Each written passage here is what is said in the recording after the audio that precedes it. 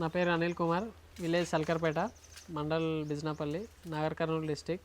మొదట్లో 4తో స్టార్ట్ చేశాను. ఇప్పుడు మొత్తానికి 14 ఎనిమల్లు ఉన్నాయి. ఆదిత్య కాల్షియం వాడుతున్నాను. దీన్ని వాడడం వల్ల కాల్షియం డౌన్ కాకుండా మనం బాగుంది రిజల్ట్. పాల దిగుబడి కూడా మంచిగానే ఉంది. డైలీ 100 ml దానాలో కలిపి ఈచ్ వన్ బఫేలోకి ఇస్తాను.